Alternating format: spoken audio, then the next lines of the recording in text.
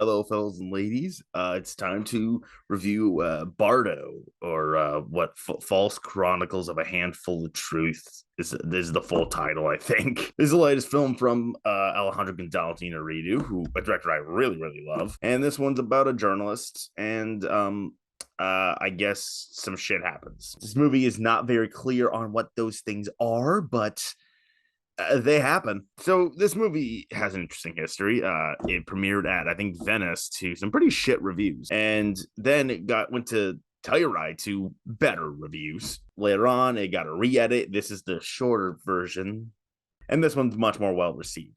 It's just, this is the short one. This is a very long movie. I did feel the runtime a lot. Yeah, so this movie is, I'm very mixed on this movie. On one hand, I think Alejandro Gonzalez Inarritu is one of the best working directors in terms of how he directs his movies. He has this stunning visual eye that is so unbelievably impressive.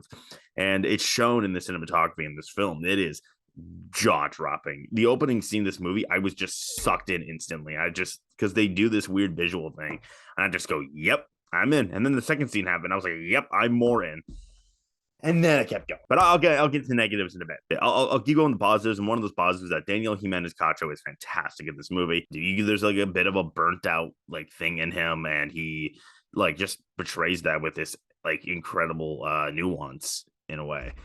Right, this is a man struggling with this film's themes of multiculturalism, and Daniel Jimenez Cacho just nails it. None of the performances were bad, but only Cacho was the only one that really stuck out to me. I did like the stuff with him and his family, even if something involving a baby kind of went on in a way that I didn't really love. The movie does have a lot of creativity in terms of visuals, a lot of creative surrealism. A lot of it just doesn't work. This movie just kind of confused the shit out of me a lot of the time. I was just kind of like, wait, what is happening now? Like, why is what is happening?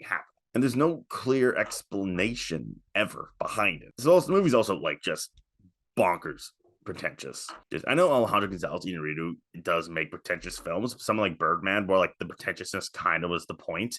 But this film just pretentious. And I wouldn't be too upset about it if there wasn't this scene when the movie just straight up calls out its own pretentiousness and then continues to do the exact same pretentiousness. I'm just like, well, why call it out? It feels like all you're doing is calling out to like save yourself, and it doesn't save it. It just comes off as weird, and the pretentiousness is now just more noticeable. And in like 80% of the time, you're just kind of questioning why things are happening. It's just it just comes back to pretentiousness, which kind of makes it feel like it's nothing more than Alejandro Gonzalez Inarritu kind of jerking himself off. Like I said, Birdman also was a very pretentious film, and but like in a way that you can kind of argue is a little self-fulfilling, but also that was a little bit of the point. That was the plot of the film, was about pretentious people being pretentious. This film, yeah, there's a little bit of that, but like it's not enough of the point where it gets away with it.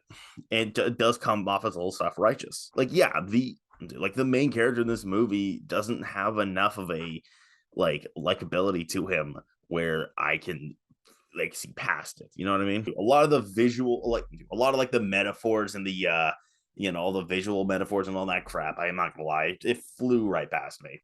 I am gonna give it a second chance, maybe in a theater, but like it just, a lot of it kind of flew up, like kind of just brushed right through me.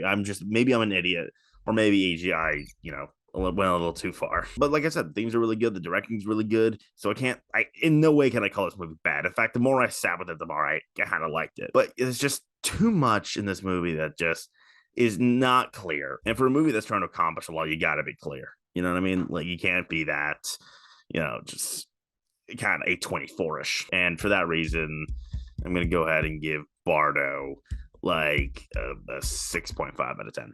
That's everything. Like, subscribe, share, do all that shit, and then I don't know, there's nothing funny to relate to Bardo.